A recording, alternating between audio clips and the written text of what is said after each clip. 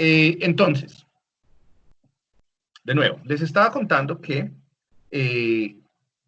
las hormonas, yo desde el inicio de la clase les he dicho que nuestro cuerpo maneja 3 tipos de señales, es decir, hay 3 vías de comunicación entre las células que les permiten también, nos permite adaptarnos con el medio, o sea, no es comunicación entre las células, pero también reciben señales del exterior y permiten ajustarlas al funcionamiento del cuerpo para poder responder de una forma más adaptativa. Hemos visto bastante las señales nerviosas, ¿cierto? Mediadas por neurotransmisores y por la fisiología del sistema nervioso, los potenciales de acción y potenciales y diferentes tipos de potenciales de membrana. Pero adicionalmente tenemos un grupo de señales que son señales químicas mediadas por células endocrinas. Y esas señales o esas moléculas las vamos a conocer como hormonas. Y el sistema de comunicación a través de las hormonas lo conocemos como sistema endocrino. ¿Sí? Al estudio hay un grupo de psicólogos bastante importantes que investigan y tratan de usar este conocimiento para generar cambios o para generar en la salud de los humanos y no humanos y en la educación y demás.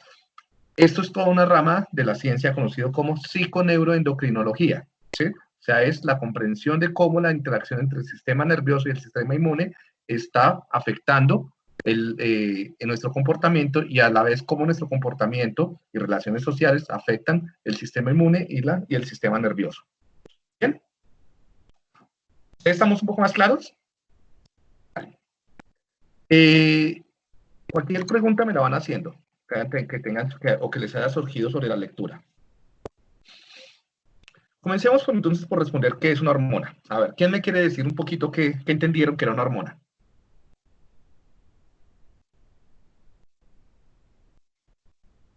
¿Alguno que me diga? ¿Qué creen que es una hormona? Hello, muchachos, ¿están tímidos hoy?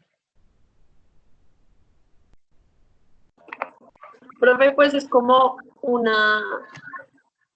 lo que libera la sustancia química que libera un órgano y por la cual se genera como una regulación de la actividad dependiendo del sistema. Sí, entonces, no todos los órganos, sino unos órganos especiales que se llaman glándulas. ¿Sí? Entonces, como tú muy bien lo dices, es una molécula, simplemente. Sustancia química es molécula. Entonces, es una molécula, y las moléculas pues tienen una estructura química particular. Ya vamos a ver cuáles son los tipos de hormonas de acuerdo a su estructura química. Y esas moléculas, muy bien tú lo dices, son producidas por células que conforman órganos, y esos órganos se llaman glándulas, ¿no? Entonces, básicamente en la hormona, vemos, las glándulas están compuestas por células llamadas endocrinas, ¿sí? Las cuales producen las hormonas y las liberan, esto es esencial, sobre el sistema circulatorio, sobre la sangre, ¿no? Y de esta forma, como la sangre llega virtualmente a todos los órganos del cuerpo, estas hormonas van a alcanzar todas las células del cuerpo. Células nerviosas, células de la piel, células de los riñones, del páncreas, de todo el cuerpo, ¿sí? Entonces, las hormonas son capaces de llegar y afectar cualquier célula del cuerpo. Pero para que la pueda afectar, debe tener un receptor, la célula llamada diana o célula objetivo, ¿sí? Si tiene la antenita receptora, quiere decir que esta célula va a ser afectada por esa hormona. Las células que no tengan receptores no van a ser afectadas, ¿vale? Entonces aquí lo vemos. Esto se llama el principio de especificidad hormonal. ¿Qué nos dice el principio de especificidad hormonal? Que la afectación, el cambio, la modificación sobre la célula receptora va a ser, para que cambie la respuesta, solamente si tiene receptor. ¿Sí? Esto es un principio, por ejemplo, el principio que usan las señales de radio. Ustedes prenden un radio o un televisor que tenga antena y solamente aquellos que tengan la antenita, que tenga el receptor, pueden coger la señal. Los que no tengan el receptor, los que no tengan la antena, no pueden agarrar la señal, ¿cierto? ¿Y qué hacen las hormonas? Van a hacer muchas cosas. Básicamente cambian el funcionamiento de la célula objetivo, de la célula diana. Es una forma de impactar el funcionamiento de muchos órganos de forma difusa a través de todo el cuerpo. Bien. Ahora, tenemos 2 tipos grandes de hormonas. Las hormonas que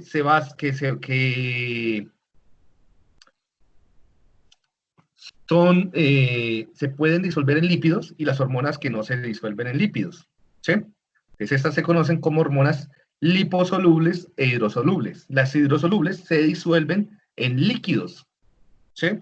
No en lípidos, en grasitas. Entonces, las hidrosolubles, que son la mayoría, entonces solamente los receptores tienen que estar por fuera de la célula diana, porque no, la hormona no puede atravesar la barrera de la membrana celular, porque la membrana celular es una barrera, es un lípido, ¿no? Ustedes saben, se han hecho arroz alguna vez, por ejemplo, que el agua con el aceite no se mezcla bien. Entonces, las hidrosolubles no pueden atravesar las barreras plasmáticas, las barreras de las neuronas o de las células en general. Mientras que las liposolubles, sí, las liposolubles pueden atravesar la barrera de las células. Y esto sí que es importante, ya les voy a decir por qué.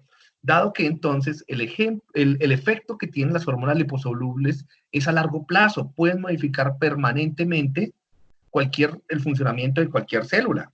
¿Sí? Y ya les voy a dar varios ejemplos. Bueno, miro una cosa, a ver al final cuántos respondieron. Ya respondieron todos el quiz. En este momento cierro el quiz entonces. Entonces, ya. Nadie más puede responder. ¿Sí? Bien. Tengo 17 respuestas del quiz. Ahora sí. Correo. Voy a cerrar este correo para que no me genere problemas. Diego Montaño. Ah, es el que me dicen que tiene problemas de la luz. Después hablamos con él. Bueno, entonces muchachos, miren, las hormonas que son hidrosolubles, el receptor está por fuera y ya. Y entonces habrán acá, igual que los neurotransmisores, unos segundos mensajeros para que cambie el funcionamiento de la hormona, de la célula. En cambio, las liposolubles pueden introducirse a la célula, como lo vemos acá, y afectan el funcionamiento genético de la célula. La mayoría de las hormonas liposolubles sirven como moléculas de transcripción o como factores de transcripción. ¿Eso qué quiere decir? Que pueden cambiar la activación de los genes, pueden activar y desactivar genes. Y si pueden activar y desactivar genes, entonces me van a cambiar el funcionamiento de esta célula permanentemente. ¿Sí? ¿Cuáles son algunas hormonas liposolubles? Por ejemplo, una de las más conocidas es el cortisol, la corticosterona en ratas, el cortisol en primates como nosotros. Entonces, el cortisol, ¿alguien se acuerda cuándo se produce cortisol?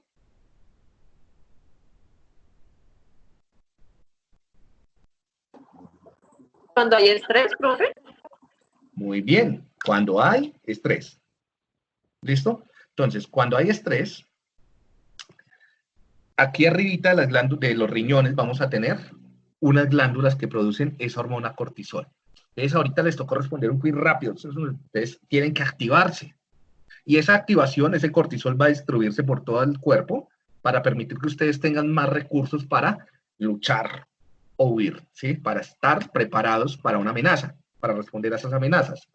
Pero si ustedes ya no fueron parcial, sino que estuvieran permanentemente en una situación de amenaza, en una guerra, ¿sí? Violencia, maltrato, abuso, entonces el cortisol que está llegando a las células, incluyendo a las neuronas, ¿sí? Me va a activar unos genes que van a hacer varias cosas en esta célula, dependiendo de qué célula sea. Si es una célula de la amígdala, si es una célula del hipocampo, de la corteza prefrontal. Por ejemplo, si es una célula del hipocampo, ese cortisol que llega puede activar unos genes para que esta célula retraiga las dendritas, es decir, para que se haga más chiquita. Y eso es una forma de protegerse, ¿sí? Pero a largo plazo, eso va a ocasionar que las personas expuestas a alto estrés, estrés crónico, estrés repetitivo, estrés incontrolable, ese cortisol va a conllevar a que tengan problemas de aprendizaje, a que tengan problemas cognitivos, a que su memoria ya no sea tan buena por la sobreexposición a glucocorticoides que hicieron que las neuronas del hipocampo se retrajeran. ¿Sí? Y en la amígdala, por ejemplo, pues esta neuronita, esa exposición a cortisol hace lo contrario, hace que la amígdala comience a crecer, a tener más microtúbulos, a tener más dendritas y axones. Y entonces, como la amígdala es una estructura importante para aprender a tener miedo, entonces esto va a hacer que esa persona comience cada vez a ser más sensible a las amenazas y a sentir miedo de forma a cualquier cosa. Y cuando uno comienza a sentir miedo a cualquier cosa, eso lo llamamos ansiedad. Y se puede convertir en un trastorno de ansiedad, ¿cierto?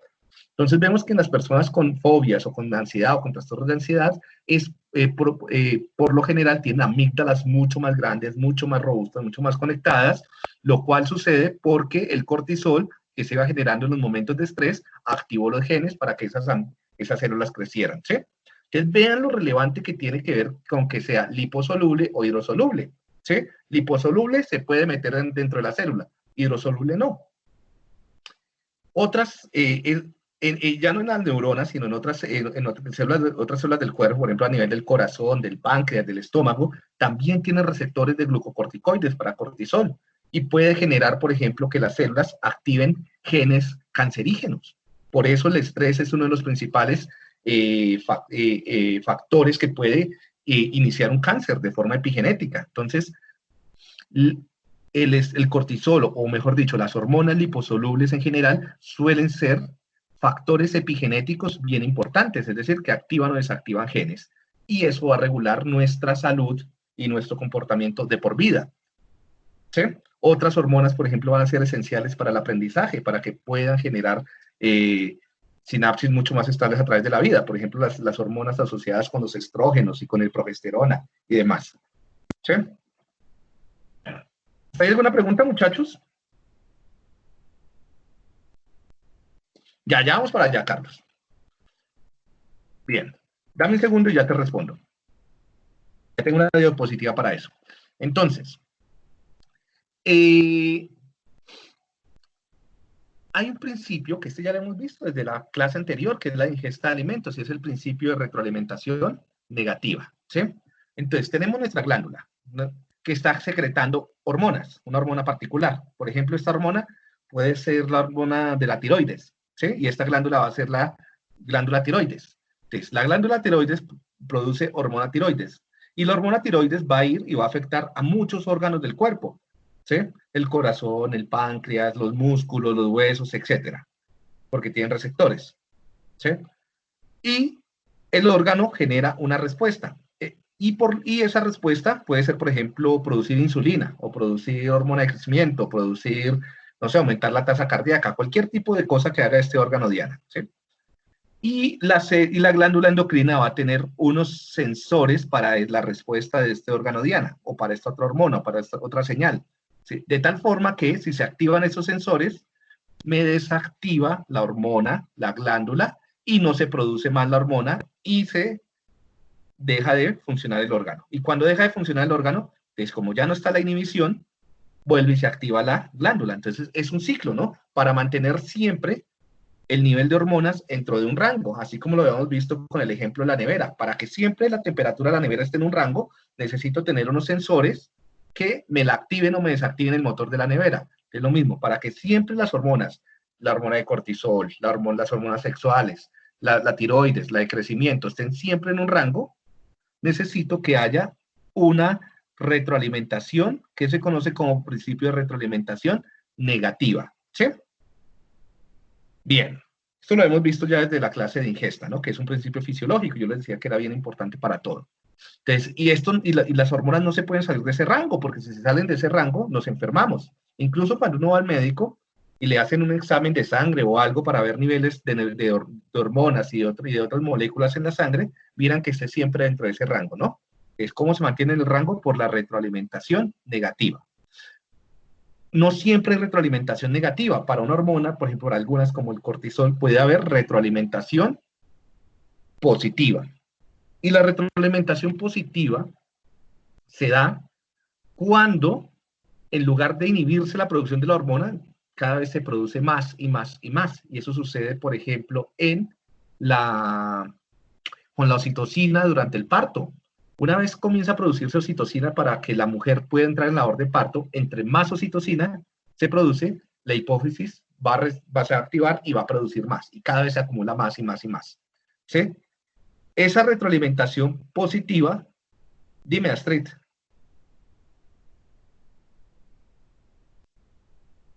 Sí, ya ahorita explicamos las hormonas sexuales, pero es más o menos. En las hormonas sexuales hay de las dos. Hay retroalimentación negativa, que es lo que controla el ciclo menstrual.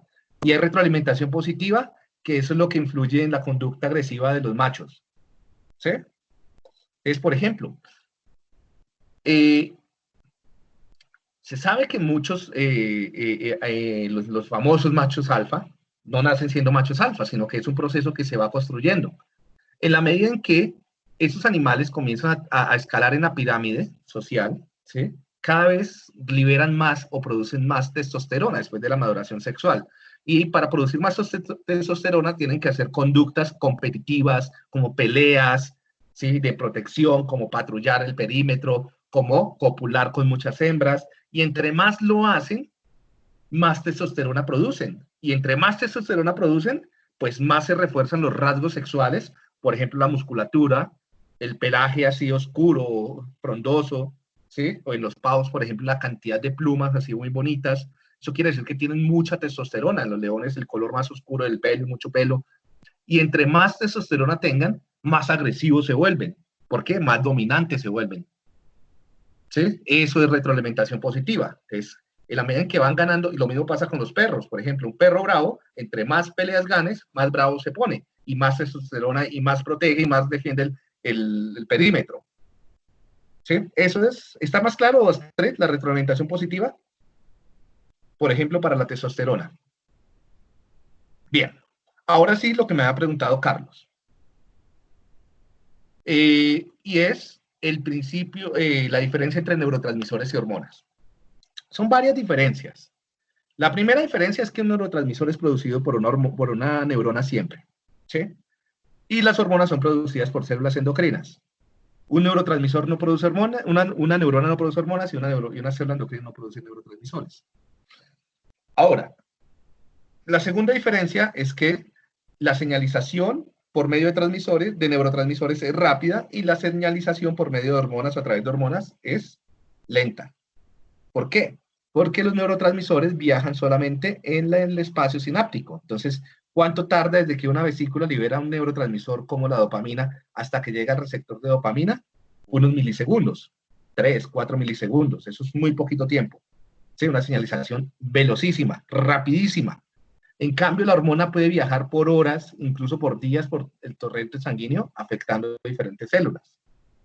¿Sí? Esa es la primera diferencia. La segunda diferencia, los neurotransmisores solo llevan señales a corta distancia, mientras que las hormonas llevan señales a larga distancia. La tercera o cuarta, ¿sí? La especificidad. El neurotransmisor solo afecta una célula y es la célula postsináptica. Tengo la célula pre y la célula post. ¿Sí? Entonces, es específica la comunicación. En cambio, en la hormona es inespecífica o difusa, porque puede afectar miles de células, todas aquellas, o millones mejor, que tengan receptores. ¿Profe, puedes repetir la última? La que acabas de decir, es que no la entendí. Que el neurotransmisor solo afecta a la célula postsináptica. Quiere decir que es un efecto o una comunicación específica, uno con uno, ¿sí? Como un teléfono, ¿sí? Tú solamente puedes llamar a una persona. Es específica la llamada, la comunicación.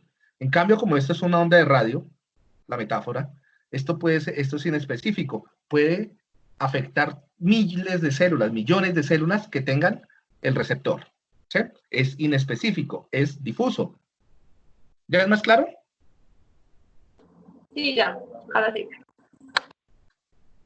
Carlos, rápido o relativamente. Rápido es que pasan minutos, eso no es rápido. A nivel de neurotransmisión, cuando hablamos de milisegundos, eso entonces la diferencia es, ahí se nota mucho más grande, ¿no? La oxitocina en el trabajo de parto se demora unos minutos para ir teniendo efecto gradual y escalonándose. ¿Sí? Y muchos, bueno. Ahora, o sea, no es un reflejo como fuera con neurotransmisores, que sería más un reflejo. Y por último, bueno, lo que les digo, coordina respuestas rápidas y coordina respuestas a larga duración. Por lo tanto, respuestas que exigen como un reflejo, ¿sí? Quitar la mano de algo caliente se hace mejor a través del sistema nervioso, que necesitamos velocidad en la integración y velocidad en la comunicación. Esto se hace mejor con neuronas y neurotransmisores, ¿sí? Pero cuando yo necesito modular el comportamiento a través de horas o a través de días, me funcionan mejor las hormonas. Por ejemplo, regular conductas sexuales, regular conductas de ingesta, conductas sociales, ¿sí? Darle continuidad. Por ejemplo, si hablábamos del estrés hace un rato, ¿no? El estrés se produce a través de dos vías, una vía hormonal y una vía neural. La vía hormonal es la vía simpática, que lo hemos hablado tantas veces, el sistema simpático. Desde que tú percibes una amenaza hasta que se te eriza la piel, hasta que aumenta la respuesta galvánica, pasan 100 milisegundos. Nada, ¿sí? Pero cuando tú necesitas mantenerte activo porque necesitas responder en una entrevista de trabajo, una entrevista laboral, ¿sí? Necesitas por lo menos estar una hora activo, ya la respuesta neuronal va cayendo. Necesitamos apoyarnos de la respuesta hormonal. Ahí es donde el cortisol es importante para mantener esa actividad, ¿sí? Entonces, pero en general se están retroalimentando los dos sistemas. Bien. Esto es un conjunto de hormonas cuya estructura química es peptídica, ¿sí? Entonces estas se llaman hormonas peptídicas o péptidos, ¿sí? Aquí de las más importantes, por ejemplo, tenemos las que produce el hipotálamo. Estas ustedes se las deben aprender. Y la que produce también la hipófisis. Entonces, ¿qué produce el hipotálamo? Si se dan cuenta, todas terminan en RH, ¿sí? Mire, TRH, CRH, RH, y bueno, esta es la única, y ya les digo por qué que terminan y H, ¿sí? ¿Por qué terminan en RH? Porque H es de hormona, y como son siglas en inglés, entonces terminan en hormona. Y la R es de liberación. ¿Y cómo se dice liberación en inglés? Release, ¿sí? Que sería hormona de liberación. De las que produce el hipotálamo, todas son hormonas de liberación, y solamente una es hormona de inhibición, ¿sí? La I acá sería inhibición. Entonces, ¿qué tenemos? La hormona que libera la tirotropina, la hormona que libera la corticotropina, la hormona que libera la hormona de crecimiento, la hormona que inhibe la hormona de crecimiento y la hormona que libera las gonadotropinas. ¿Sí? Bien. Y es, ya, ahora viene, profe, cuando dices hormonas peptídicas, ¿por qué se refieren a las proteínas? Sí, porque son conjuntos de proteínas que forman un péptido. Es por la estructura química. ¿Sí? Ah, ok. Son grandes. Recuerden que los péptidos son las proteínas más grandes que tenemos. Bien. Como la oxitocina, como las endorfinas, que también son péptidos. Bien. Hay otro conjunto de hormonas que se conocen como hormonas de la hipófisis, que también son péptidos. ¿Sí? Y aquí, bueno, ahora ya vemos cada una de estas con más detenimiento. Y bueno, y así, tenemos varias que son péptidos. Otro grupo de hormonas, también por la estructura química, se llaman esteroides o esteroideas. ¿Sí? ¿Se han escuchado hablar de los esteroides, muchachos?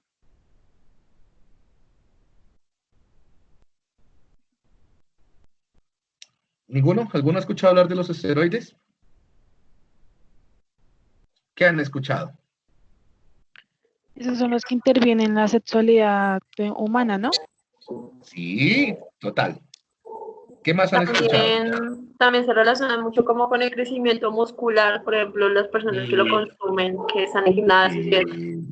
Eso. O también el cambio de sexualidad, cuando pues sí están en el cambio de sexualidad, también lo consumen para parecerse más al sexo que sean.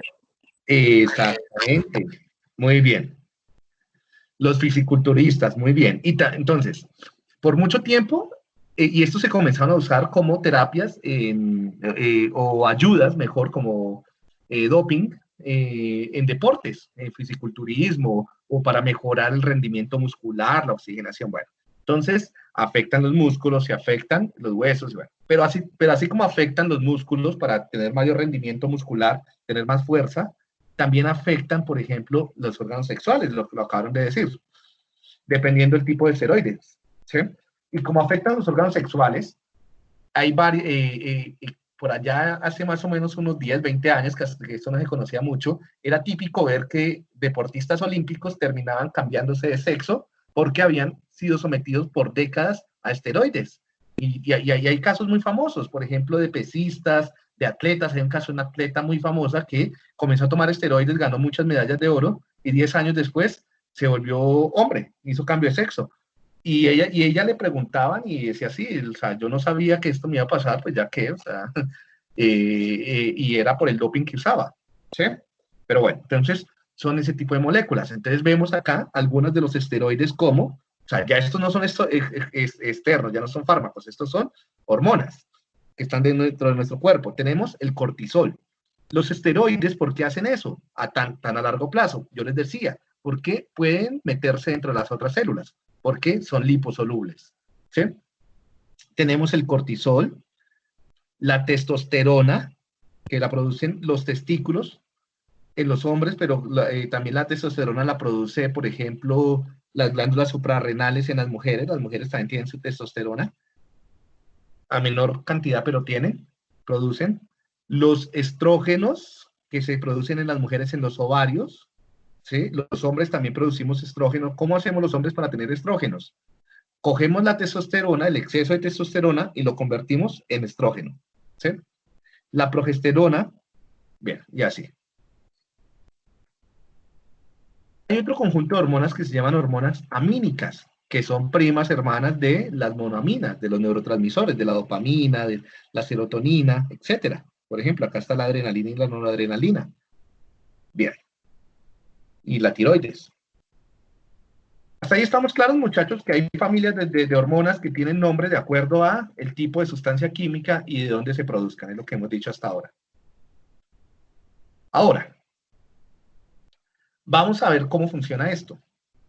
Esto funciona como una línea de producción, ¿sí? Es decir, que hay como fases en el proceso y forman un eje. De aquí en adelante, entonces los vamos a llamar los ejes, ¿sí? Y vamos a aprenderlos como ejes, que es mucho más útil para aprender, tanto para aprenderlos como para entender para qué sirven las hormonas. Entonces, en el eje vamos a tener una célula, puede ser encefálica, que está produciendo una primera hormona, ¿sí? Y esta la vamos a llamar la hormona 1. Por lo general, esta primera estructura encefálica va a ser el hipotálamo, y aquí lo vemos. Aquí vemos los núcleos hipotalámicos. Recuerden que acá está el tálamo y acá está el hipotálamo. Es este pedacito que está acá, ¿sí? Eso produce la hormona número 1. Para todas las reacciones, esta hormona 1 siempre va a ser el hipotálamo. La que la produce, sí. La hormona 1 siempre es producida por el hipotálamo. Esa era la respuesta al segundo punto del quiz. ¿Quién centralmente controla todas las hormonas? El hipotálamo, ¿sí? Y el hipotálamo libera sobre la sangre la hormona 1 y luego esto va a una glándula. La principal glándula va a ser la que está acá colgadita, ¿sí? Esta que está acá colgadita.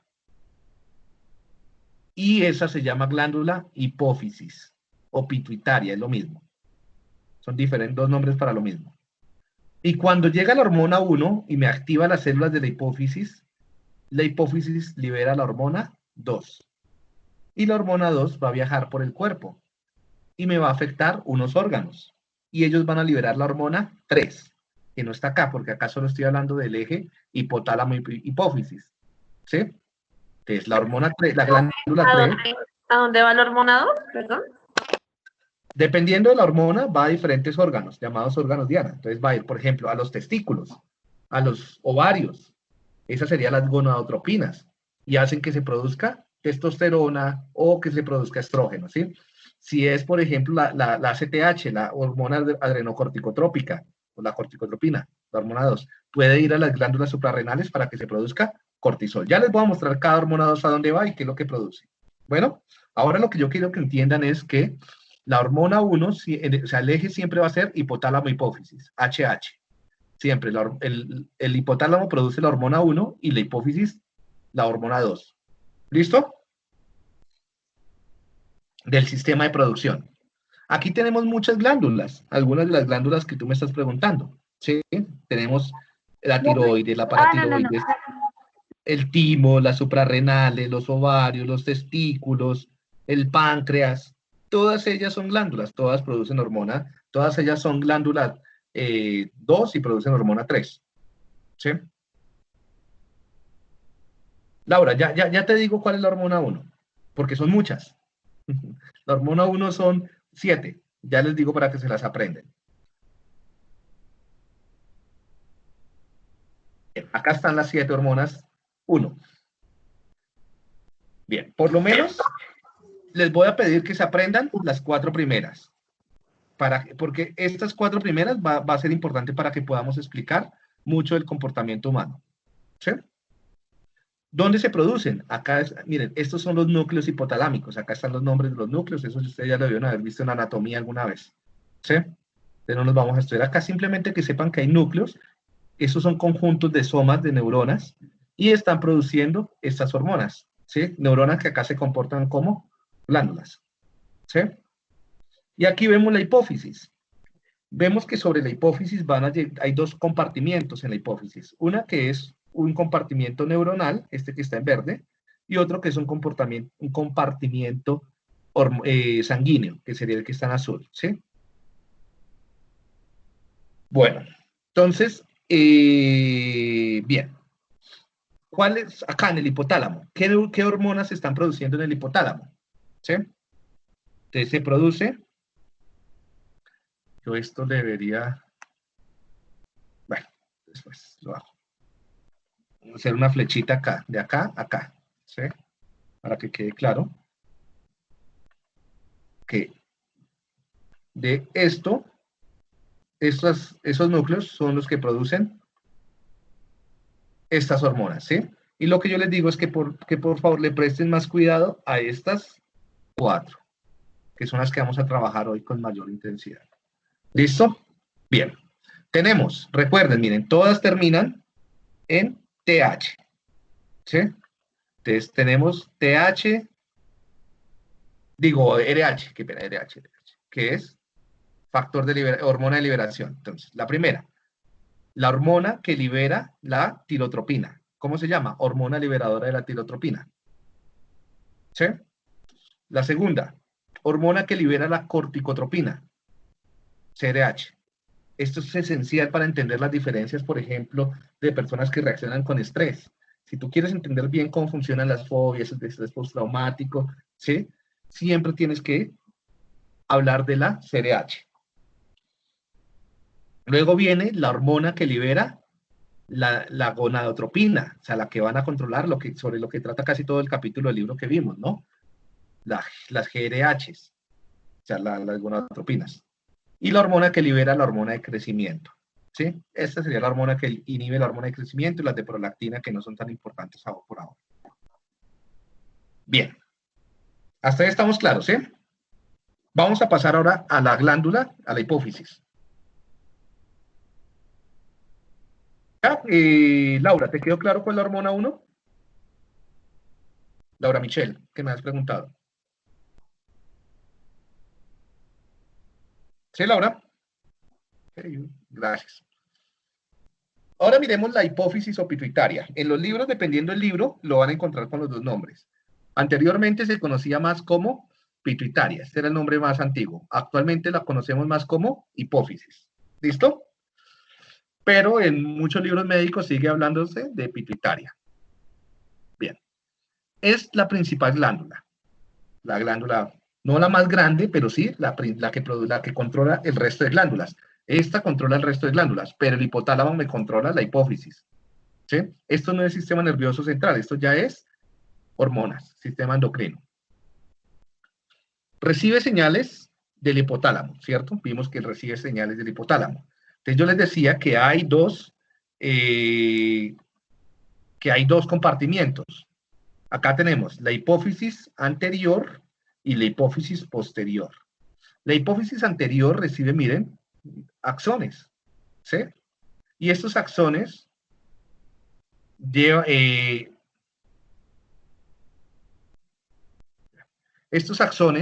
van a estimular estas neuronas para que se generen un grupo de hormonas que las llaman hormonas de la pituitaria posterior, ¿sí? Las voy a mencionar acá, pero no, y ya salimos de ellas. ¿Qué hormonas tenemos de la pituitaria posterior? Tenemos la oxitocina y la vasopresina. ¿Se acuerdan de la vasopresina que hablamos el martes que hicimos la recuperación? cuando vimos la clase de ingesta de alimentos, era la misma hormona antidiurética. ¿Se acuerdan que está relacionada con la sed y está relacionada con la presión arterial y con la sed osmótica? ¿Sí? Entonces, es esta misma. ¿Dónde se produce? Acá. Acá se produce la vasopresina. Sin embargo, la vasopresina también está relacionada con, ¿cómo es que se llama? Con conductas sociales. Entonces, la vasopresina no solamente está involucrada en que aumente o baje la tasa cardíaca, sino también está relacionada con el hecho de que desarrollen ciertas conductas parentales, paternales, maternales, etc. Entonces, la vasopresina también tiene que ver con la conducta sexual y con la conducta social. ¿Sí? Bueno. Un segundo que estoy buscando acá algo.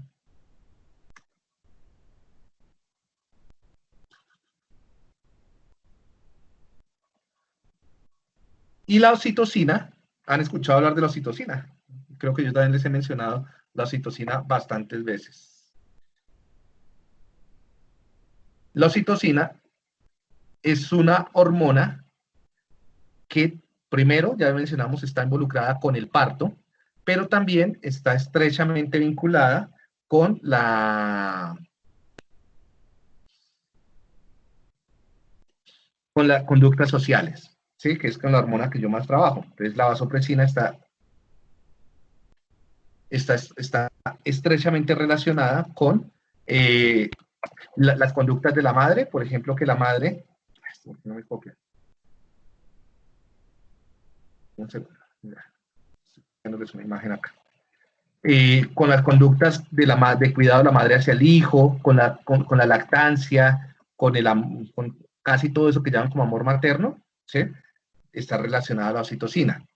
Adicionalmente está relacionada con la formación de vínculos con el amor, si están enamorados, si ustedes sienten ternura por ese muchacho, por esa niña, ¿sí? A pesar de que les haga lo que les hace, tiene que ver con la oxitocina. No la ven. No, espérate, que ya, ahora sí ya la ves. Ya, es que no la estaba mostrando. ¿Sí? Bien. Entonces la oxitocina está vinculada con esas sensaciones de ternura, de calidez. Muchos también han hecho estudios y ven la importancia que es la oxitocina para conductas de cooperación, la importancia que es la oxitocina para conductas de afiliación, para conductas de cooperación. Si ustedes quieren que alguien coopere con ustedes, hagan que libere oxitocina. ¿Cómo hacemos que alguien libere oxitocina? Le sonreímos, le damos la mano, un abrazo, ¿sí? Conductas prosociales. En trastornos, por ejemplo, como el trastorno del espectro autista, se ha visto que hay alteraciones en el funcionamiento oxitocinérgico. La empatía mejora cuando hay comunicación oxitocinérgica. ¿Sí? Entonces vemos que la oxitocina está estrechamente relacionada con la vida social y vincular. ¿Vale? Estaba buscando otra imagen, pero no me acuerdo dónde la tengo.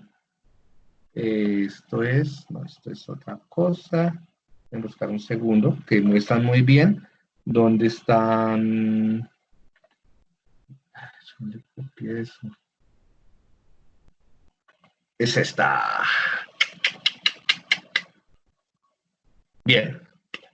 Aquí, por ejemplo, vemos cómo varias hormonas están influyendo sobre nuestras conductas sociales, tanto como de búsqueda, de cuidado y de socialización, como de exploración y lucha, ¿sí? ¿Están viendo esta diapositiva, muchachos? Creo que sí, el que les estoy compartiendo en mi escritorio. ¿Sí? ¿A qué te refieres con personas apáticas, Carlos? Si pueden activar el micrófono mejor para no estar yendo de un lado a otro. Para escucharlos. No sé.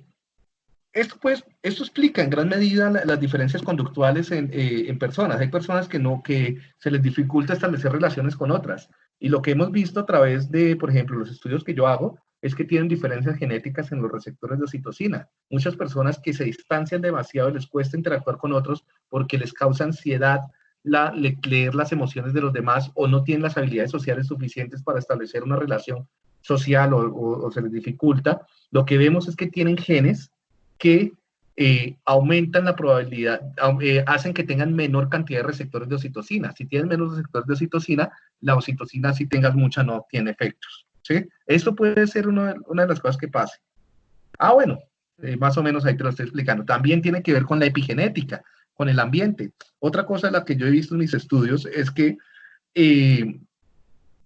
por ejemplo, las situaciones de alto maltrato, de violencia, de guerra, pueden ir y generar unas marcas químicas en los genes de los receptores de oxitocina y hacen que se silencien, no se producen, y entonces esas personas ya no producen receptores. Y como no producen receptores de oxitocina, definitivamente les cuesta muchísimo leer o interpretar las intenciones de los demás. Y por eso tratan de rechazárselos. No es tanto que sean odiosas, sino que de verdad les genera mucha ansiedad.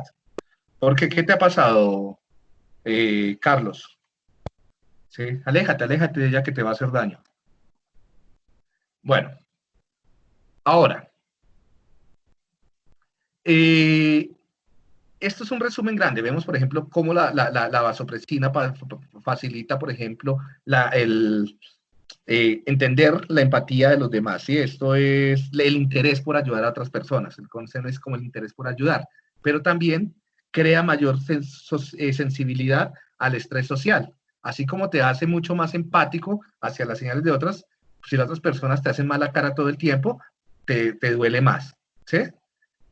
Ahí está, por ejemplo, es muy importante para madres y padres la oxitocina acá para defender las crías. No solamente genera amor y compasión y empatía y prosocialidad, pero el lado negativo de la oxitocina es que la oxitocina puede generar conductas de agresividad cuando se percibe que un miembro de la familia está en peligro.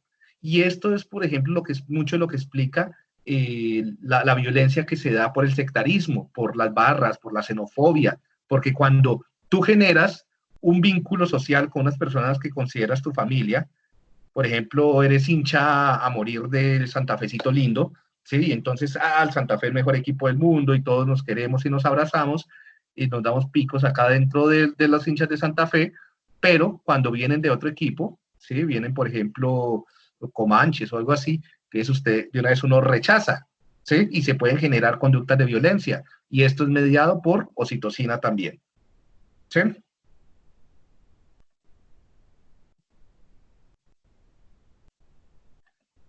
El que me toca está pendiente acá. Bueno, y así sucesivamente. Yo esta imagen ahora la copio y la pego allá para que les quede el resumen. Bueno, el estradiol, que ahora lo vamos a ver, también tiene implicaciones, el cortisol, los opioides, prolactina, son hormonas del cuidado y de la lucha. Hagamos de esta diapositiva.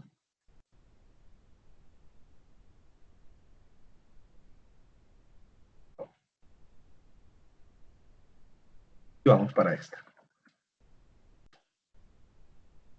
Bien. Ahora, volvamos a nuestras líneas de producción, que yo les había dicho, ¿no? A nuestros ejes. Entonces, cuando estamos hablando de los ejes, ya habíamos visto la importancia del hipotálamo y de la hipófisis. Y vimos las hormonas que se producen en el hipotálamo. Ahora veamos las hormonas que se producen en la hipófisis anterior. Vimos la hipófisis posterior con la oxitocina y la vasopresina, ¿cierto? Oxitocina, vasopresina en la hipófisis posterior. Ahora, la hipófisis anterior, que es la que está conectada hormonalmente con el hipotálamo, entonces produce ACTH, TSH, FSH, LH, GH y PDL. ¿Qué significan esas siglas? Vamos para entender un poquito de esto y que no sea tan complicado.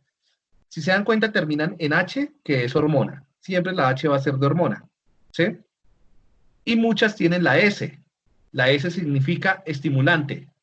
Es hormona estimulante de la tiroides, hormona estimulante del fascículo, ¿sí? Hormona leuterinizante.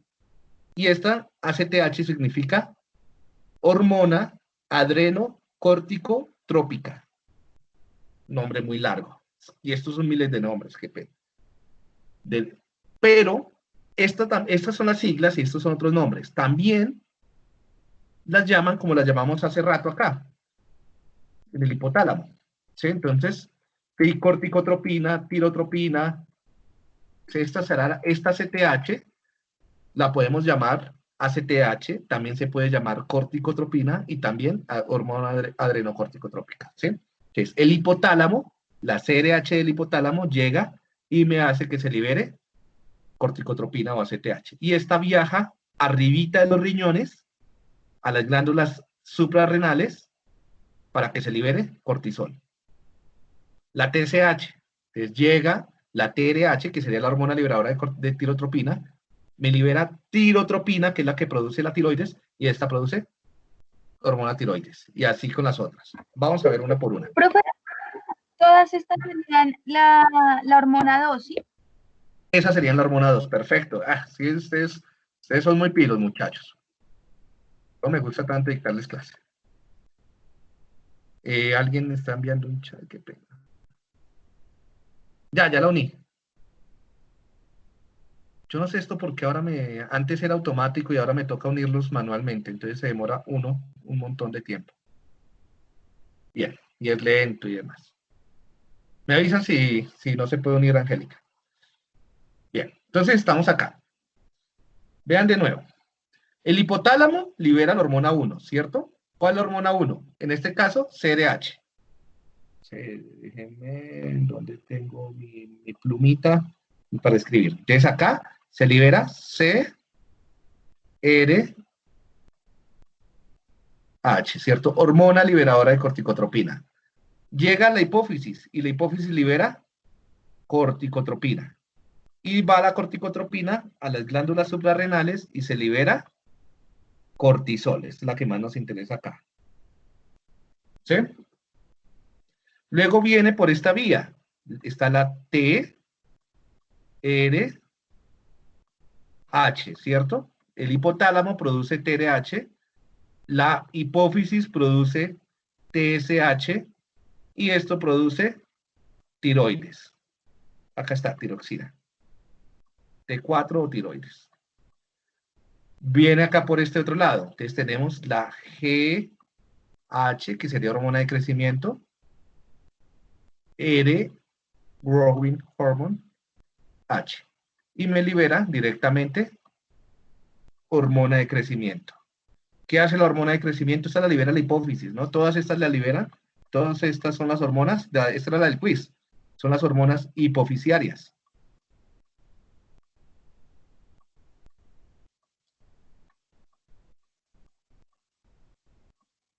Vale. Y ahora tenemos, por el otro lado, las gonadotropinas. Entonces tenemos la GnRH, ¿cierto? Acá es una mamera. Y esta va a hacer que la hipófisis libere dos hormonas. La hormona estimulante del fascículo y la hormona leuterinizante. Entonces la respuesta a la pregunta del parcial era así de simple. FSH y LH u hormona leuterinizante y hormona estimulante del fascículo. Esas son las hormonas hipofisiarias o pituitarias. ¿Sí? Y esas son las que controlan la sexualidad. Acá está. Para que se produzca, por eso alguien me preguntó en el quiz, profe, ¿es para hombres o es para mujeres? No importa, porque como estamos en este nivel, tanto hombres como mujeres producen las dos hormonas, producen FSH y LH.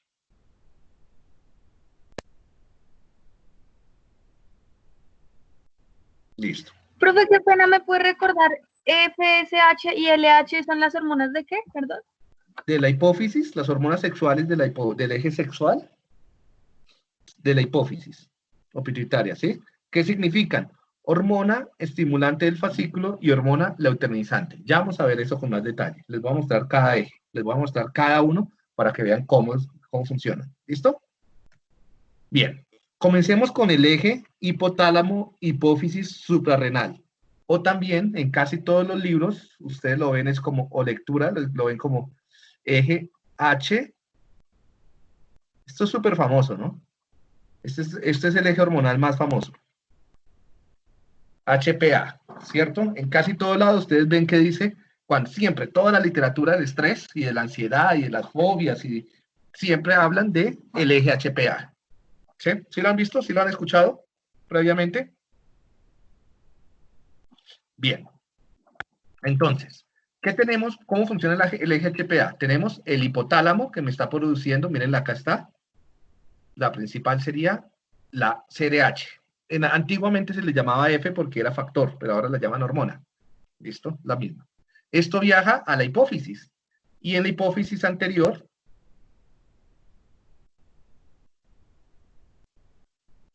se va a producir ACTH, ¿sí? La hipófisis anterior libera ACTH, ¿sí? Hormona adrenocorticotrópica o corticotropina o ACTH. Son 3 nombres para lo mismo, ¿sí? Y esto viaja a las glándulas suprarrenales. ¿Dónde están las glándulas suprarrenales? Están arribita de los riñones, ¿sí?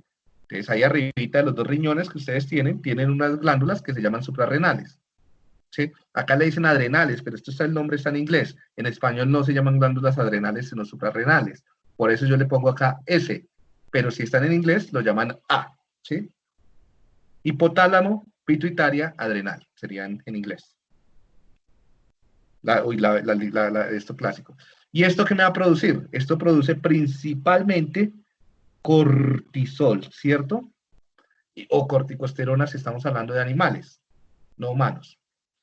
Les voy a dejar acá este video para que ustedes lo puedan ver cómo funciona. Ahora estamos un poquito cortos de tiempo, entonces no se los voy a mostrar. Pero ustedes después pueden abrir el video y ven cómo funciona bien el eje. Bueno, y cómo funciona el estrés. Y el cortisol, entonces vemos acá que va a viajar y va a inhibir la pituitaria, la hipófisis, para que ya no se produzca más ACTH, ¿cierto? O sea, si hay alto cortisol, se deja de producir ACTH y por lo tanto se inhibe la glándula, porque no tengo quien la estimule, y baja el nivel de cortisol. Recuerden que eso se llama retroalimentación negativa. Entonces, eso es esencial para el control del estrés. Si tú ves que ya el cuerpo percibe que hay mucho cortisol, entonces tengo que inhibirlo para que no me siga generando mayor activación y mayor estrés, para que pueda responder y ser funcional al mundo. ¿Sí? El cortisol también va a llegar al hipotálamo y va a ir al hipotálamo y también va a inhibir el hipotálamo para que desde arriba se mande la orden de que se reduzca la respuesta de estrés. ¿Sí? Pero ¿qué pasa? Bueno, y no solamente va a llegar al hipotálamo, también puede llegar a otras estructuras centrales. Por ejemplo, puede llegar a la corteza prefrontal, el cortisol. ¿Sí? Hay receptores en la corteza prefrontal. Hay receptores en el hipocampo.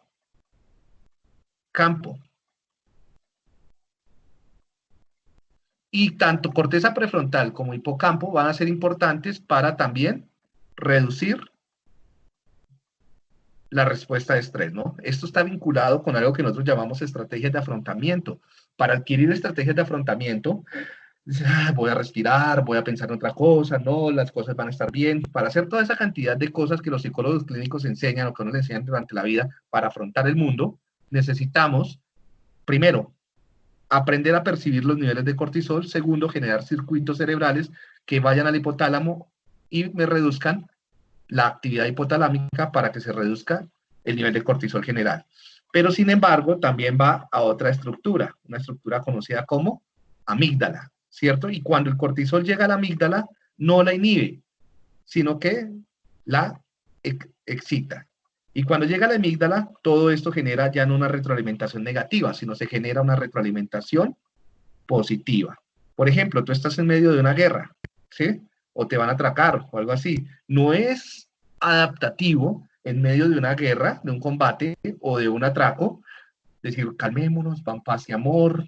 Eso no es inteligencia inteligente. Por eso es que el concepto de inteligencia emocional tiene tantos problemas. Es lo inteligente ahí, lo que realmente es importante es seguir sintiendo cada vez más temor para poder correr más rápido, luchar con más fuerza, ¿no? Entonces, ahí lo que se genera es una retroalimentación positiva. Dependiendo de tu historia de vida, a tus genes, a tu familia, a cómo viviste tu infancia, el circuito que crea diferentes estrategias para que durante una amenaza te vayas por acá o te vayas por acá. ¿Sí? Hormona liberadora no, hormona liberadora de corticotropina, Laura. No hormona liberadora de... ¿Sí? Bien. Sigamos. Además del estrés y esto, por ejemplo, una de las enfermedades que se puede presentar por un exceso de cortisol es esto llamado síndrome de Cushing, ¿sí? Donde vemos alteraciones a nivel de la piel, de los órganos, obesidad, ¿sí? Y eso es un trastorno que se produce principalmente por tumores en la hipófisis, ¿sí?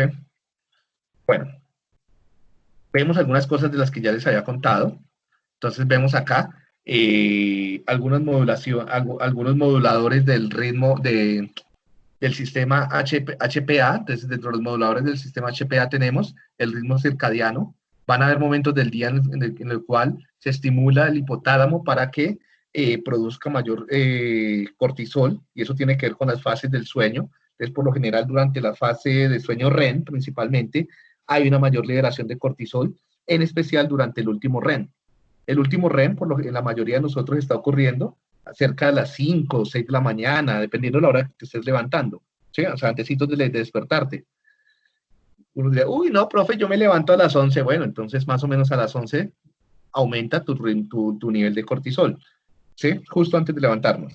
Por eso explica una tendencia en psicología clínica, y es que el amanecer, el despertar, suele ser lo más complicado para las personas con trastornos de ansiedad y depresión. A esa hora es la hora en la que peor se sienten, en la que se sienten más agitados, en las que creen que no van a sobrevivir, ¿sí? En el que es la hora en la que más ataques de pánico se desencadenan, ¿sí?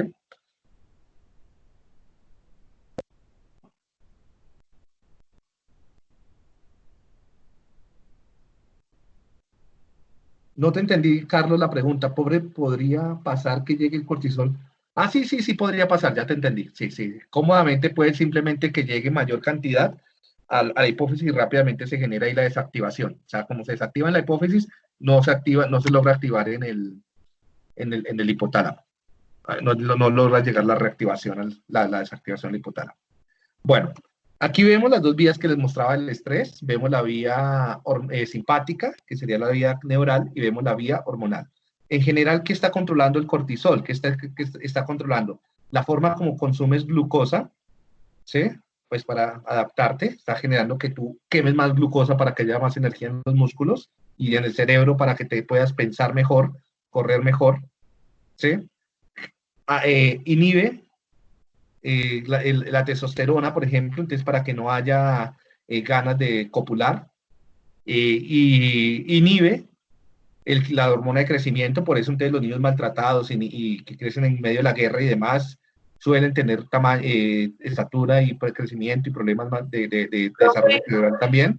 O sea, digamos, el momento de que se genera estrés, bueno, dependiendo de la situación, el cortisol lo que hace es como nivelar cargas de energía en el cuerpo. Así lo entiendo yo cuando dijiste que, digamos, por ejemplo, evita que haya deseo sexual, pero entonces aumenta otras cosas. Sí, se genera cambios fisiológicos para que tú tengas un estado fisiológico apropiado para adaptarte. ¿Cómo se te adaptas? O sea, para que tengas energía, para que tengas fuerza, para que pienses rápido, para afrontar una amenaza, ¿sí? Eso cuando el estrés es agudo, o sea, cuando sucede en un momentico y ya.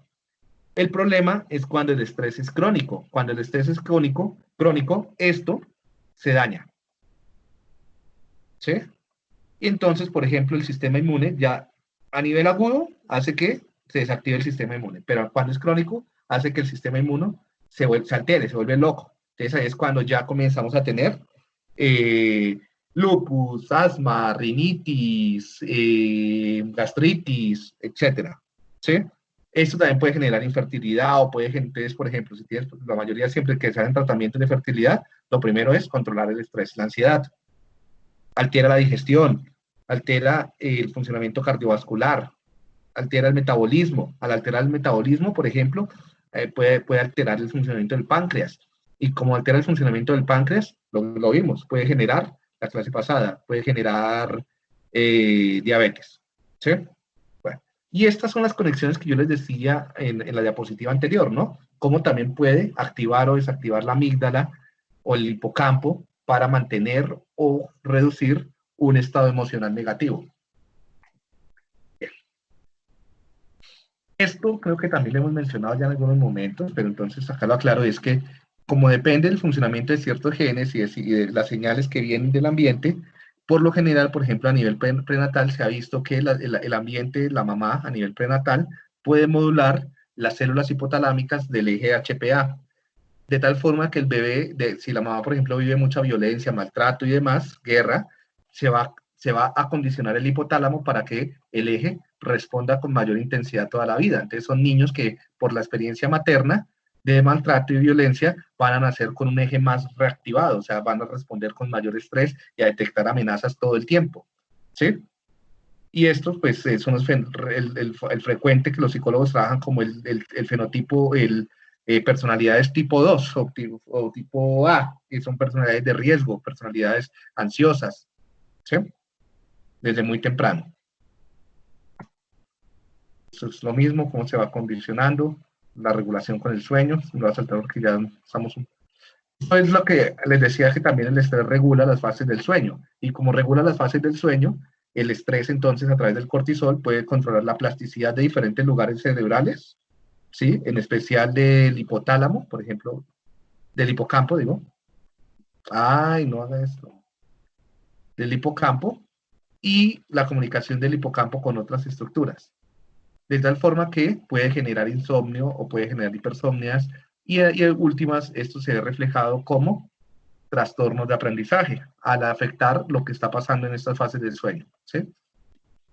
Y yo les mencionaba, en épocas de estrés pues aprendes menos. Y al modificar el sistema inmune pues se expone a agentes inflamatorios. ¿Qué pasa si se inflaman las neuronas? O si se inflama cualquier célula. Si se inflama una célula pues tiende a morir y a generar cambios genéticos, pero si se inflaman las neuronas también pueden morir o activar microglías que las maten, y esto entonces generaría demencias por inflamación asociada al estrés o trastornos del aprendizaje en edad infantil. Bien, esto es un resumen muy grande. O sea, en realidad es un resumen minúsculo de lo que es el estrés y la regulación neuroendocrina del estrés, o psiconeuroendocrina. Pero yo creo que es uno de los aspectos psiconeuroendocrinos que más nos afecta y más directo para todos nosotros. Si quieren profundizar, pues me dicen, yo les facilito literatura sobre toda esta neurobiología o psiconeuroendocrinología o psiconeuroendocrinoinmunología del estrés. ¿Sí? Pasemos al otro eje, que es el eje de la tiroides, el tiroideal. Entonces tenemos, ya les había contado, ¿no? Entonces hipotálamo produce TRH, la TRH viaja a la hipófisis para que produzca TSH, la TSH viaja a la tiroides para que se produzca T4, que es la hormona tiroides, y también se genera la retroalimentación negativa, ¿sí? Bien. ¿Para qué es importante la hormona de la tiroides? La hormona de la tiroides es la que controla en gran medida la producción de energía en el cuerpo, ¿sí? Que tú puedas usar los alimentos que tienes y convertirlos en energía para moverte, para respirar, para todo lo que necesites, ¿sí?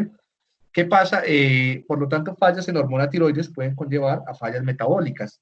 Y durante el desarrollo, bueno, entonces eso es en edad adulta, ¿no? Entonces, ¿cuáles fallas metabólicas? Si tienes muy poquita hormona tiroides, entonces hipotiroidismo, vas a sentirte cansado, con sueño, no dormir bien, ansioso, como deprimido, ¿sí? Como abúlico, como sin ganas de hacer nada. Y adicionalmente, tu metabolismo se enlentece. Y si tu metabolismo se enlentece, lo que comes no te nutre, no lo puedes volver glucosa. Y si no lo puedes volver glucosa, lo que lo vuelves es lípidos. Entonces te engordas. Entonces el hipotiroidismo es algo que suele conllevar a obesidad. Muchas personas muy obesas se dice que es por hipotiroidismo, ¿sí? ¿Y qué les dan a las para compensar? Pues les dan hormona de la tiroides. Durante el desarrollo sí que es grave la falta de hormona de la tiroides, porque durante el desarrollo, cuando no hay hormona de la tiroides, los tejidos, el desarrollo no se da armónico, entonces vamos a tener brazos muy grandes en comparación con el resto del cuerpo. Puede haber algunos tipos como de enanismo y retraso mental severo.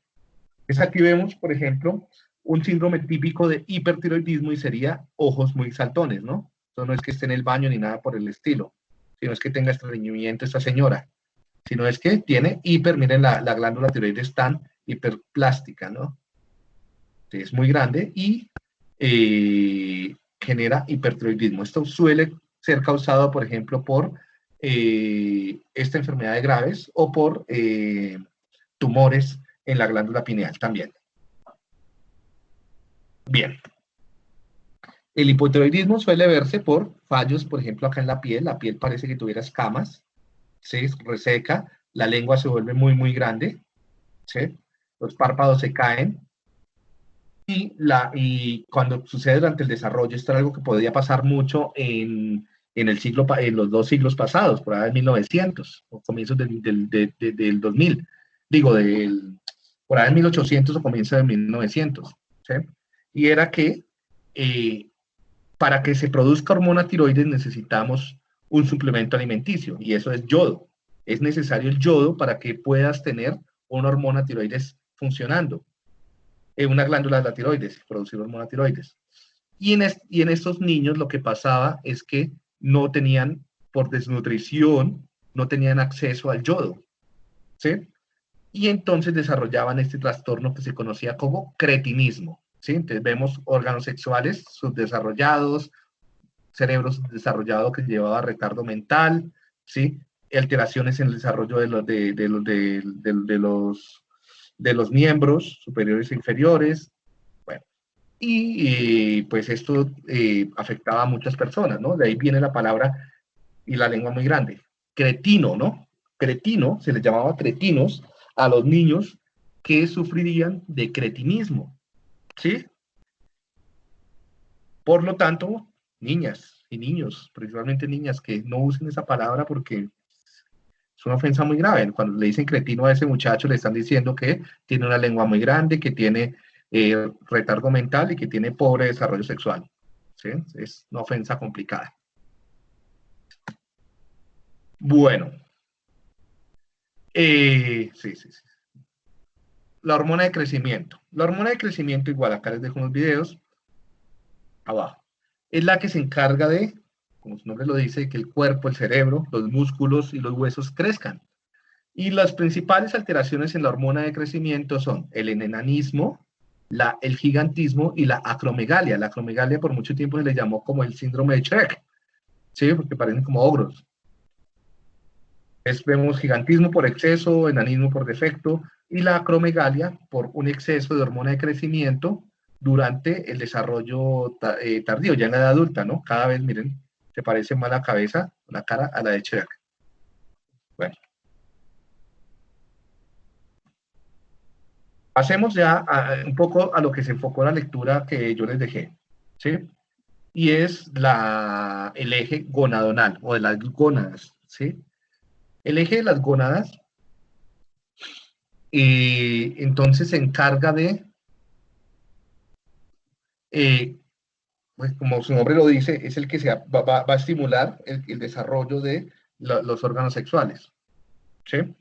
Entonces tenemos, en el hipotálamo se liberan hormona liberadora de gonadotropina, ¿sí? GnRH. La hipófisis anterior va a liberar gonadotropinas. ¿Cuáles son las gonadotropinas? Luteinizante y estimulante del fascículo. Y las gónadas, testículos y óvulos y ovarios, digo, qué pena, bueno, los óvulos son los que los liberan en últimas, van a generar estrógenos y progesterona. Y todo esto viaja a afectar el cuerpo, haciendo retroalimentación negativa e influyendo sobre la conducta. Y esto sí que influye sobre el comportamiento de forma bien importante. Tenemos entonces aquí dos ejes fundamentales, el eje ovárico y el eje testicular, o sea, el de las mujeres y el de los hombres, de los machos y las hembras. Entonces, este eje va a ser el responsable del desarrollo de algo que conocemos como los rasgos sexuales primarios. ¿Cuáles son los rasgos sexuales primarios? Son aquellos que suceden en los órganos sexuales, de los cuales depende la reproducción directamente. Entonces, van a haber rasgos, por ejemplo, como el crecimiento del pene, del escroto, el cambio de la piel de los testículos, los cambios que se dan en los labios de las vaginas, el desarrollo del útero, el desarrollo de las trompas de falopio, de los tubos seminíferos, el descenso de los testículos. Todos esos rasgos que se dan en la pubertad se conocen como sexuales primarios, ¿sí? El eje gonadal directamente afecta a los rasgos sexuales primarios. Adicionalmente, de este eje afecta directamente las conductas sexuales, básicamente el interés por la reproducción, ¿sí? La libido, las ganitas es lo controlado por este eje, principalmente por testosterona y estrógenos. Cuando incrementa el nivel de testosterona y estrógenos es cuando nos dan más ganitas de, ¿sí? Se hace es hambre por otro tipo de carnes. Ya vimos anteriormente la otra hambre, ahora vemos esto.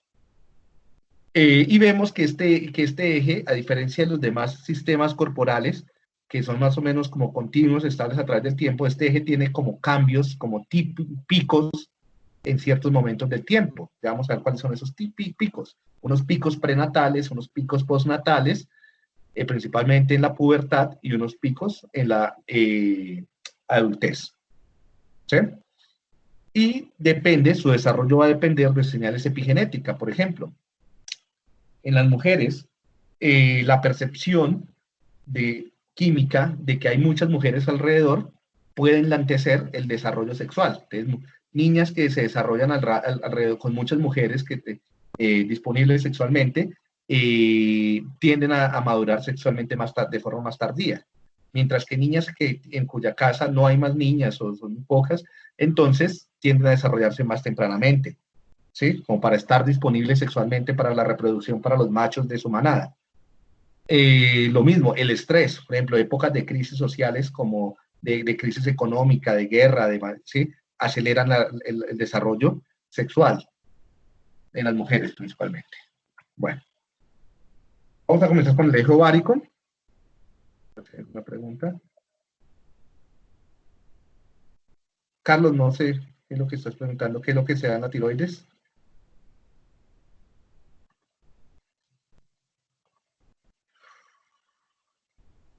Bueno, vamos a seguir entonces. Bien, entonces el eje ovárico, ¿no? Tenemos de nuevo las hormonas liberadoras de gonadotropinas, las gonadotropinas, y en las mujeres, ¿cómo va a funcionar este eje?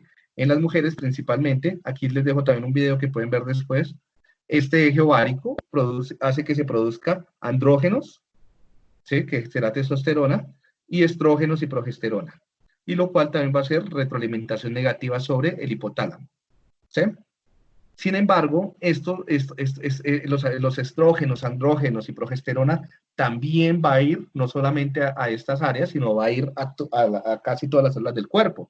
Por ejemplo, los estrógenos. Los estrógenos pueden llegar a las glándulas mamarias. ¿Qué hacen los estrógenos en las glándulas mamarias? Si es la pubertad, entonces hacen que las glándulas se maduren, entonces que crezcan los senos, ¿sí? Pueden ir a los labios de la cara, de la boca, ¿sí? Y hace que los labios se vuelvan más gruesos y más rojos. ¿Sí?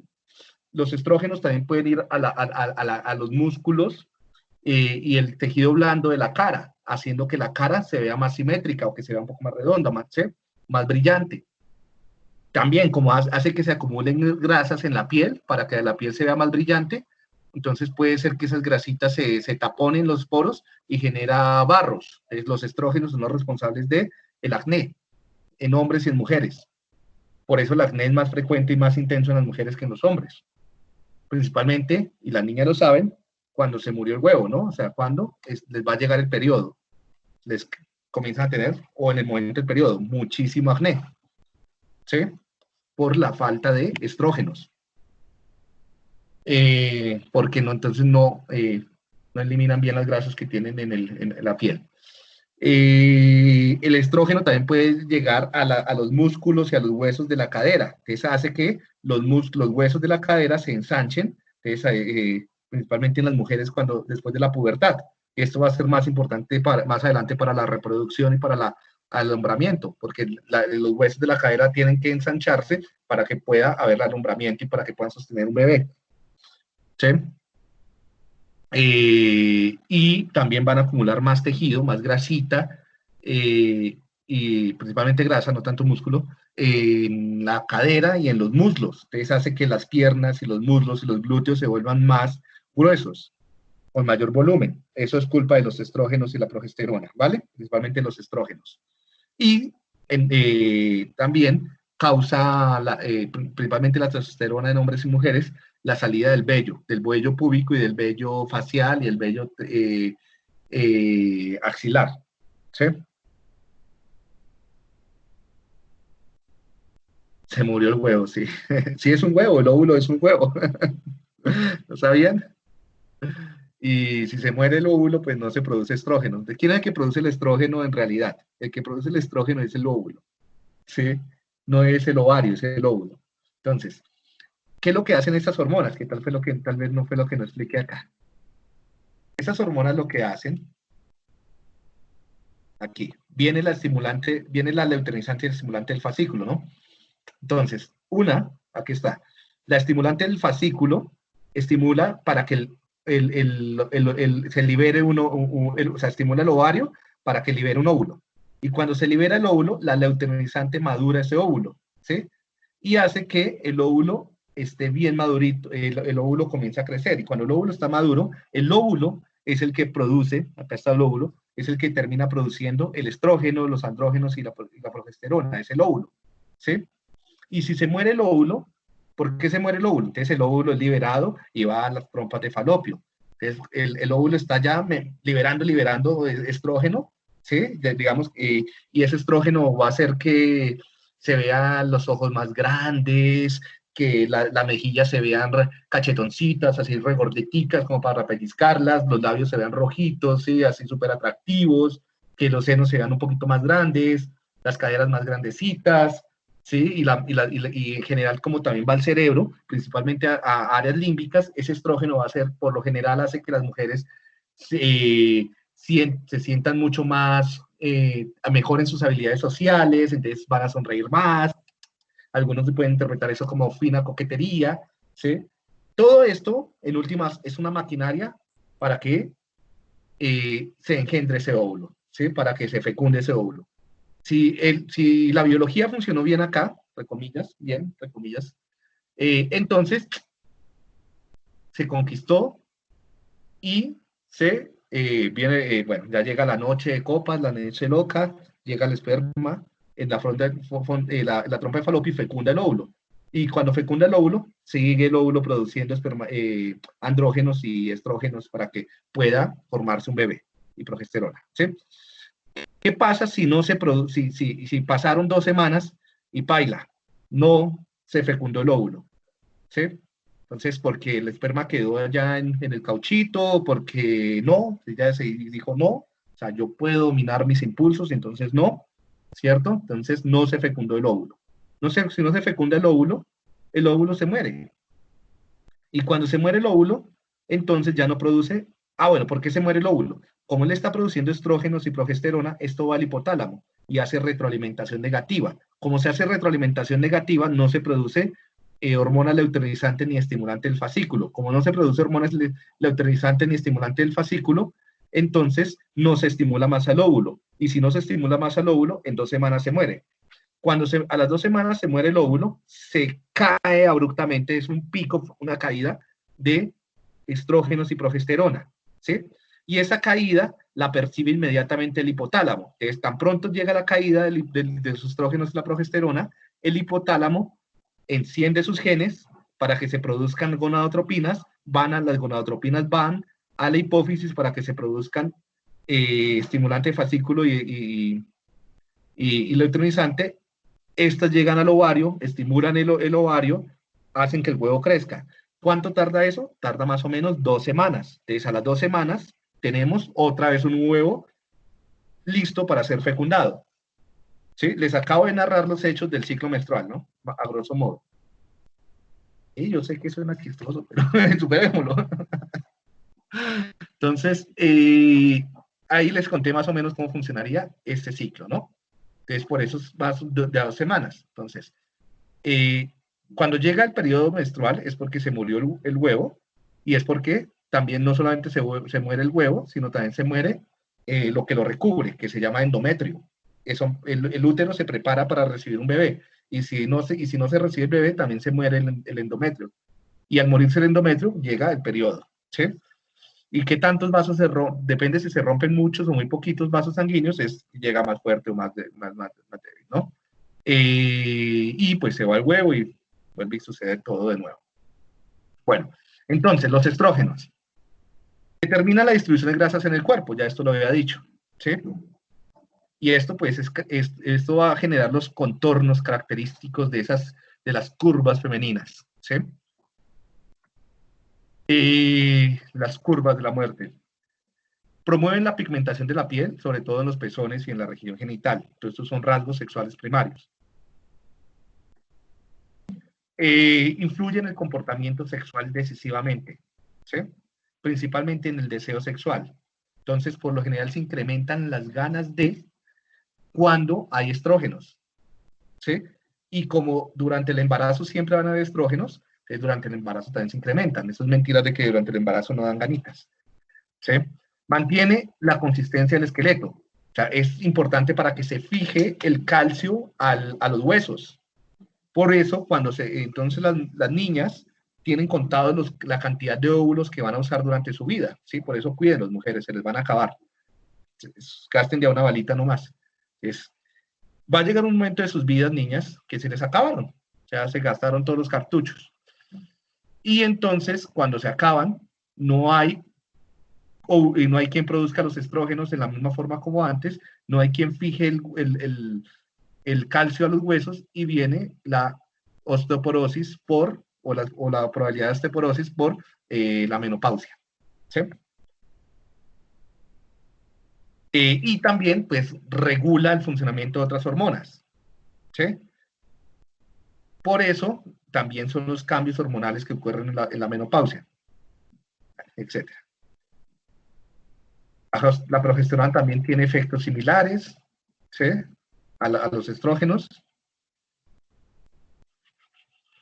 Entonces, en conjunto, las dos permiten o regulan muchas de las señales asociadas a la conducta sexual o el comportamiento sexual en mujeres.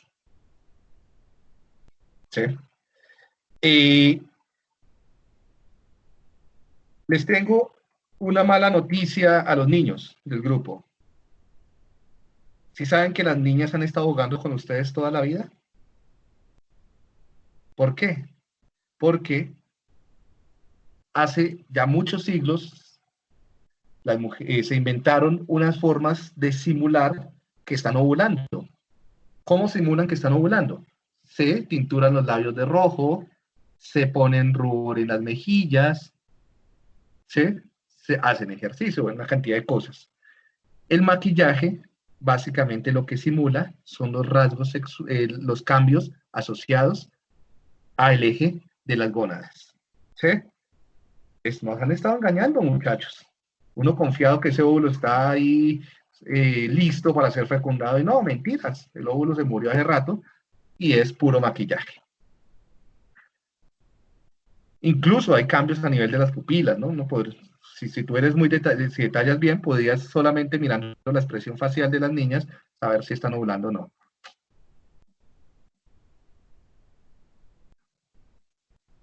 Nada. Bueno. A ver. Aquí les pongo algunos de este libro, de este artículo de McNiven, que es bien interesante, algunos efectos de los estrógenos, ¿sí? Los estrógenos también son bien importantes porque le confieren cierta neuroprotección. Por ejemplo, las mujeres suelen tener mayor resiliencia tanto en el desarrollo como en la vejez para los daños cerebrales. ¿Por qué? Porque los estrógenos protegen de que no se mueran tanto las neuronas.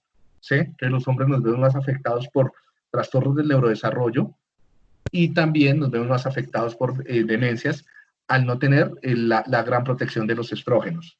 ¿Sí? Entonces vean que eso también afecta bastante el funcionamiento del cerebro.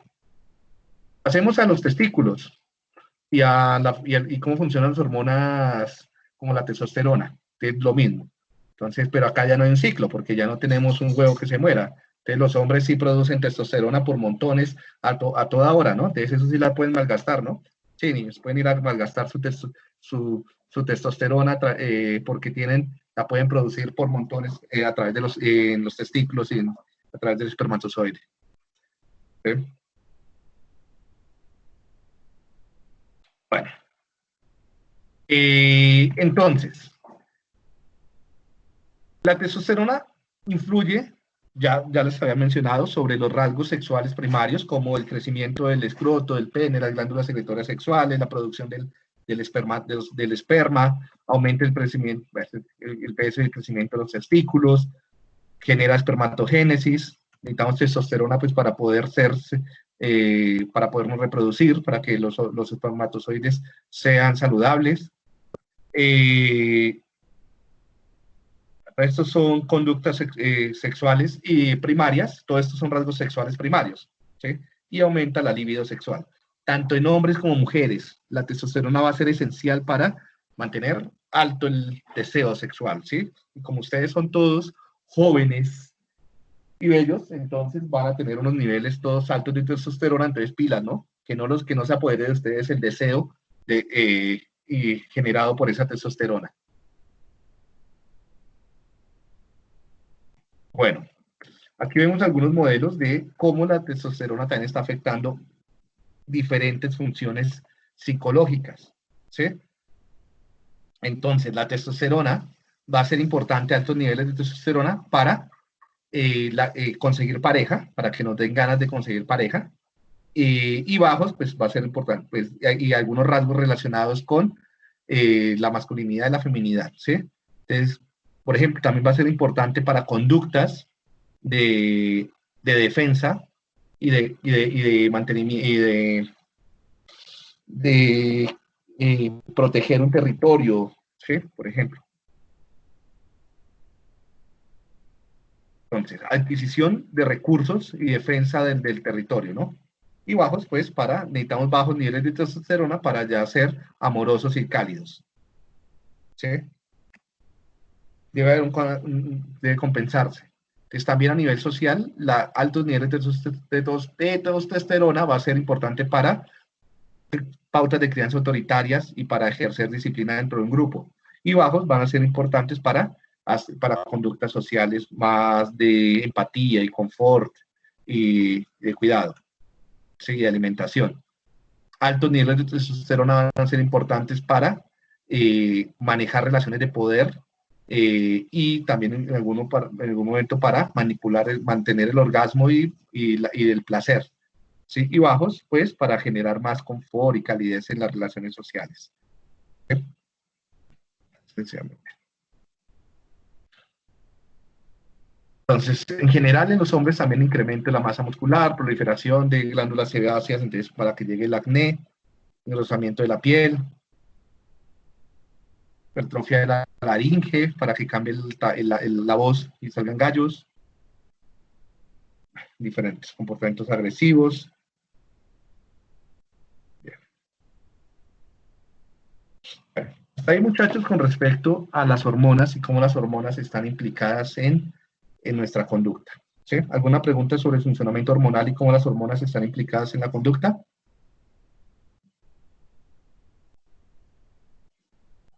Ya lo que queda es un poco lo que estaba en el libro, ¿no? Y es cómo las gónadas dirigidas por los cromosomas X y Y van a influir sobre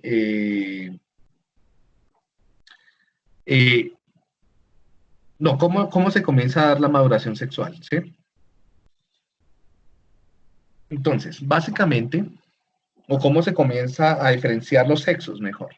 Básicamente lo que tenemos son dos cromosomas X y Y, ¿sí? Y vamos a ver que las niñas tienen dos X y los hombres tienen un X y un Y, ¿sí? Y esto durante las primeras semanas postnatales, entonces, prenatales, acá a las 6 semanas prenatales, en el periodo embrionario, vemos que tener dos X, ¿sí? Hace que no se creen testículos, mientras que tener XY hace que se cree un órgano que más adelante van a ser los testículos, ¿sí? Este órgano primordial, los testículos es donde se van a generar la testosterona, ¿no? Más adelante, ese órgano primitivo que se volvió testículos va a generar testosterona. Y esa testosterona va a permitir que se formen los otros órganos masculinos. Entonces, aquí vemos cómo la activación de esos genes a través del cromosoma Y hace que se formen órganos masculinos y no tenerlos hace que se formen órganos femeninos, ¿sí? Aquí pueden haber cambios genéticos o epigenéticos o ambientales que alteren esto. Que si se altera este mecanismo de formación de los genitales, podemos tener genitales raros, ¿no? Por ejemplo, podemos tener un desarrollo de un pene muy, muy, muy pequeño, más que parezca más como un clítoris, o podemos tener testículos con vagina y cosas así por el estilo, ¿no? Bien. Más adelante esa testosterona va a llegar, testosterona en el último trimestre, o sea, dentro del 6º al 9º mes de gestación, va a llegar al cerebro y va a hacer que el cerebro se masculinice. Por eso muchos dicen que en un principio todos tenemos cerebro de mujer, cerebro más femenino. Entonces, cuando llega al cerebro y hace que el cerebro se masculinice, el cerebro adopta una forma, algunas estructuras más de tipo masculinas, ¿sí? Y luego, en la pubertad, cuando los genes se activan otra vez y me masculiniza y vuelven y activan el hipotálamo, activa toda esta cascada que ya les hablé, hace que le da una segunda masculinización al cerebro. ¿Sí la ven acá en lineecitas azules? ¿Vale? Y por último, ya durante el envejecimiento, ¿sí? Hay cambios en el eje de la mujer, pero también el aumento de testosterona por las conductas sexuales a través de toda la adultez, de reproducción, hacen que sigan generando más diferencias entre los cerebros masculinos y femeninos, ¿sí? ¿Qué puede pasar? Esto puede ser que tenga que no suceda de la forma esperada. Entonces, por ejemplo, que durante la edad prenatal, de alguna forma que se bloqueó el efecto de la testosterona sobre la masculinización del cerebro, no se masculinizó el cerebro, y entonces en la pubertad tú vas a tener, o más adelante lo que vas a tener es un cerebro feminizado con genitales masculinos. Entonces, por eso muchas personas lo han intentado para explicar, por ejemplo, como conductas homosexuales o la transexualidad, en términos de que se dice que es que me siento como una mujer encerrada en el cuerpo de un hombre, ¿sí? O puede ser que también, por ejemplo, prenatalmente o por fármacos, alguna cosa, se produjo mucha testosterona y se masculinizó el cerebro en un cuerpo femenino, ¿sí? Entonces, ahí vemos, por ejemplo, por esos cambios cromosómicos, ¿sí? Entonces, pueden haber alteraciones. Esto no es suficiente para explicarme las diferencias, la sexualidad humana, ¿no? Esto no me va a explicar ni la homosexualidad, ni la bisexualidad, ni la trisexualidad, ni la quintersexualidad, nada de eso, ¿sí? Porque eso depende de factores más culturales, de estereotipos, bueno, de otro tipo de cosas. Esto simplemente me está dando una explicación adicional a la diversidad en el desarrollo cerebral asociado con las conductas sexuales. No creen. No, profe, no creo, no les entendí a qué se refiere Natalia, Astrid y Laura, no qué.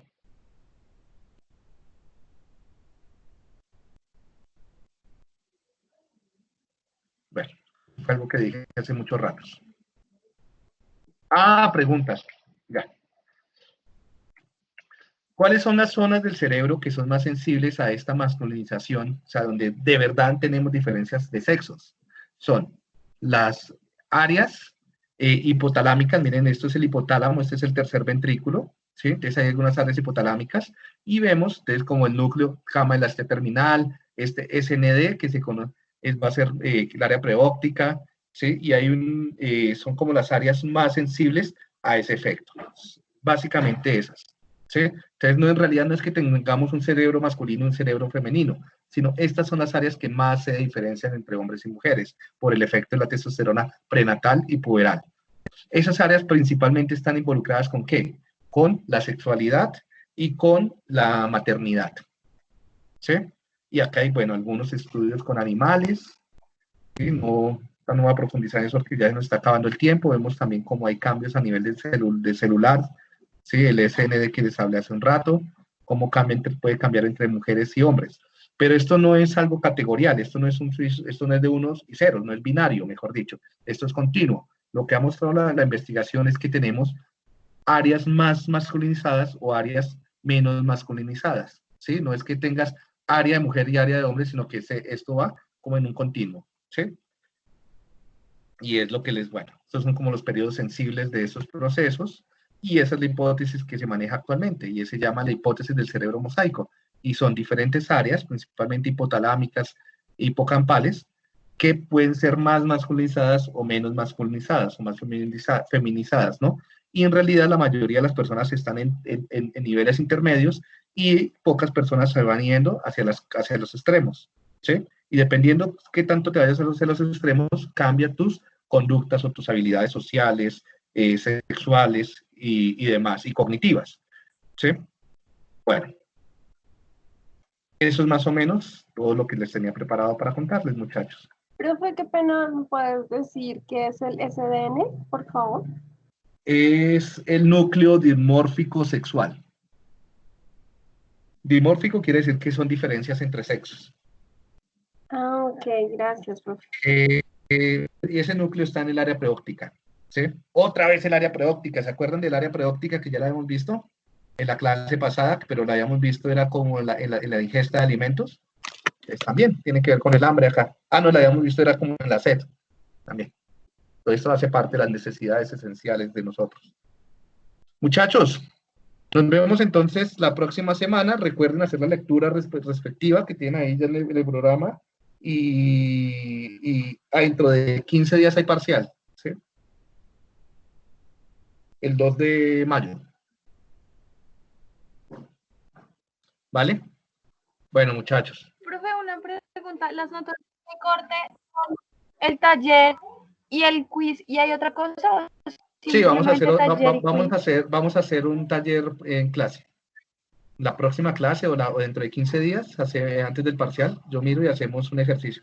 Yo les digo entre 8 días, mejor dicho. Hagan la lectura y yo creo que entre 8 días hacemos un ejercicio práctico, un laboratorio. ¿Cuál es la lectura dentro de los talleres, profe? ¿Cuál es la lectura? Miren en Canvas, bien, creo que es algo de control motor. Ay, déjenme y ya busco. Pero en la página de inicio del Canvas, ustedes tienen el cronograma con las lecturas de cada sesión, ¿no? Entonces, la próxima sesión es el capítulo 8 del libro de Pinel, Sistema Sensoromotor. ¿Sí? Ahora no los encuentro. Bueno, muchachos. Y lo mismo, entre 15 días parcial. Recuerden que lo del parcial, ahí entran las clases, eso, movimientos y el control de la conducta. Sí, eso. Gracias, Laura. Chao, chao, se cuidan. Yo les subo hasta mañana o el lunes subo la clase de YouTube. Feliz fin